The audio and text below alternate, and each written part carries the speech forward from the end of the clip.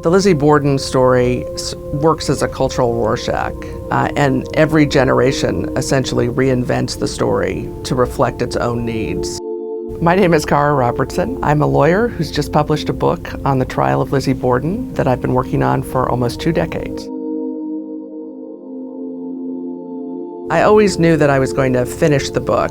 It just took a lot longer than I expected. Every time I thought that, oh, okay, I found pretty much everything I can find, some other little trickle of material became available. And I thought, well, maybe this changes my perspective a little bit. What I tried to do was present the story of the Lizzie Borden murder trial from the discovery of the bodies to the end of her life as clearly and as fully as possible in a way that would let the reader come to his or her own determination.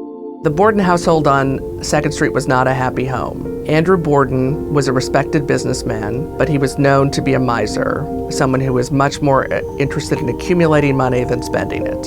Andrew had 2 daughters who lived to adulthood, Emma, and then another, almost 10 years later, Lizzie Borden.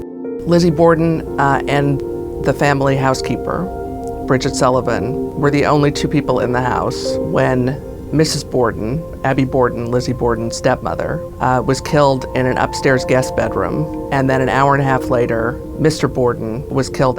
It's very tempting in these kinds of cases to give weight to particular pieces of evidence, particularly when it seems to provide a solution. This has been a mystery for over 100 years, and the only fair way to approach it was to let all the facts speak for themselves. Partly because of the rhyme and partly because of the horror of the crimes.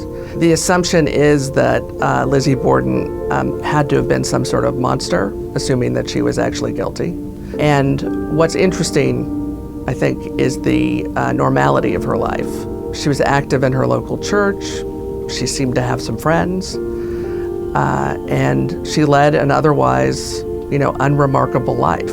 And so I think at the heart of this case is this deep discomfort with the idea that someone who seems so normal could have committed such horrifying crimes. And yet, it's hard to imagine how anyone else could have done it.